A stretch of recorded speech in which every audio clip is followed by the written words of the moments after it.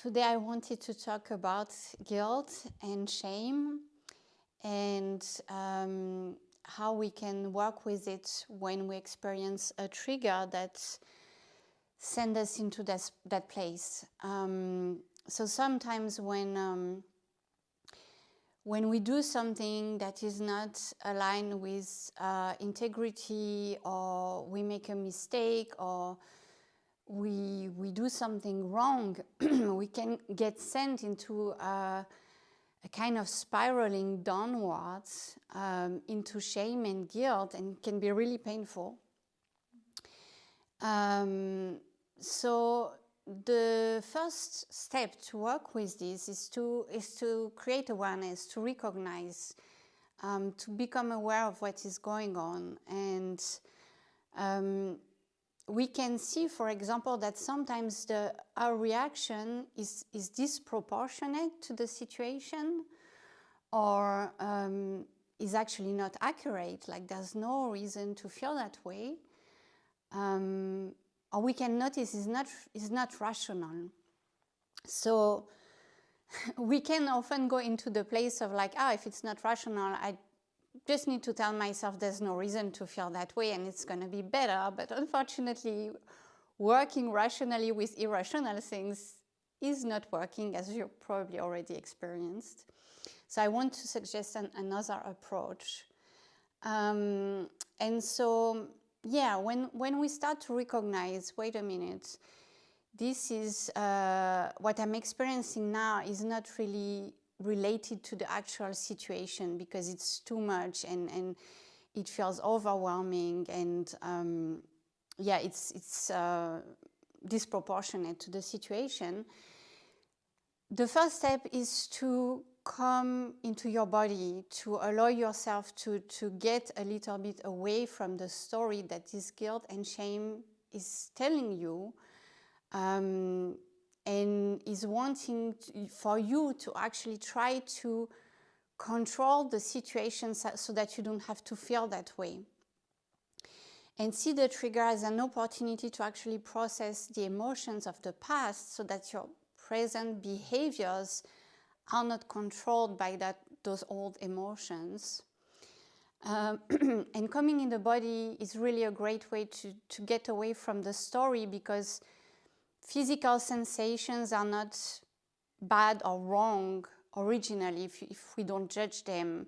Even a tension, we can manage to find a way to just sit for a movement, a contracting movement, and get away from the labeling as bad or wrong. And yes, so try to figure out what you are feeling in your body when you are experiencing shame or guilt. So as I said, it can be a tension in the body, it can be a dissociation from your whole body or from just one part.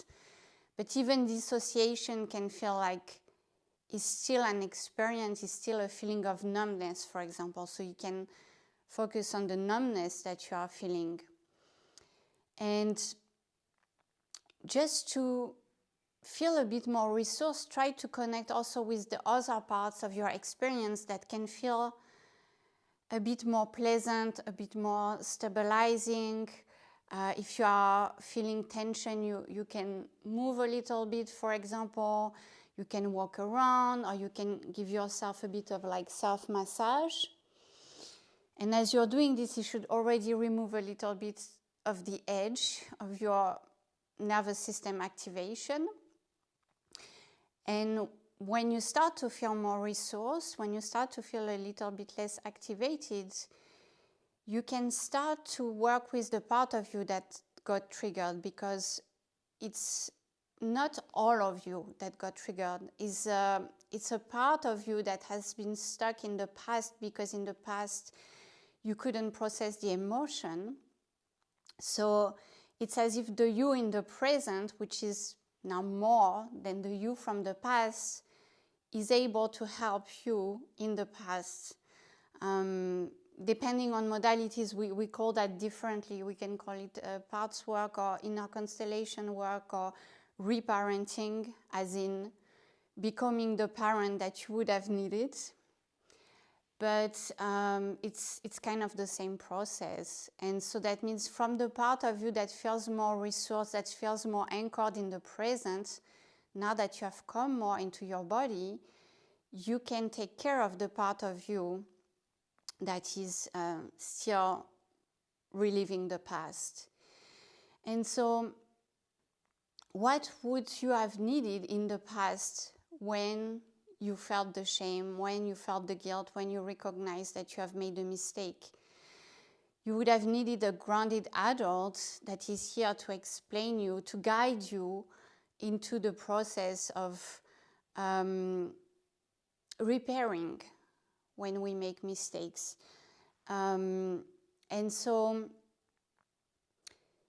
for this, like I said, you need to be a bit more resourced, otherwise it's not possible to go into the process. So really make sure that you feel calmer and more anchored in the present. And once that part of you feels a bit less activated and you feel it's able to hear something a bit more rational, you can start to establish a relationship with it. And establishing a relationship with a younger part starts by seeing it, making it feel seen. So it can be as simple as saying, I'm seeing how much you are hurting from this shame and guilt. I can see how guilty you feel, or I can see how this situation that you made a mistake make you feel like you are a bad person, right? And it's showing also understanding for that, like not making it wrong as if you don't need to feel that way, there's no reason to feel that way, but understanding from the perspective of children psychology, it actually makes sense to internalize something wrong as being wrong, having done something wrong as being wrong. So it's about showing like, yeah, I can understand why you would feel that way, that makes sense. And empathizing, wow, I can see how much it hurts to feel that way. And as you do that, you might start to notice some relaxation and some relief coming into your system, because that parts can feel seen, can feel understood, and can feel that you are able to connect emotionally as well. And so from there, that part can start to trust you a little bit. And as there is more trust establishing in your relationship with that part, and that might not happen the first time you are doing it, it might take several times connecting with that part to have enough trust. But when there is enough trust, you can start to also give explanations and guidance to that part. You know, what is a way to deal with mistakes and doing something wrong that is actually mature and that is about taking responsibility. So then we can start to go into explaining, first admitting to doing a mistake, acknowledging is the first part. And then the second part is learning from that mistake as like, okay, what can I learn from this experience so that I make better choices in the future, seeing it as a learning experience. And the third part is seeing as like, okay, how can I repair or make amends for the mistake I have done now, which might also involve apologizing or all kinds of things we can make to show that we really care and we really understood the impact of what we've done.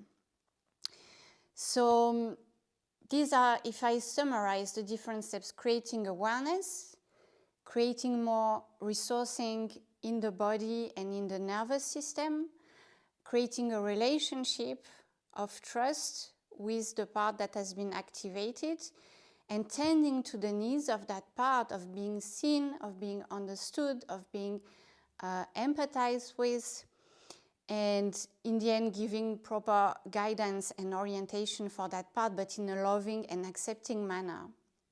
So I hope this was helpful. If it wasn't clear, if you have any question, I'm super happy to answer to you in the comments.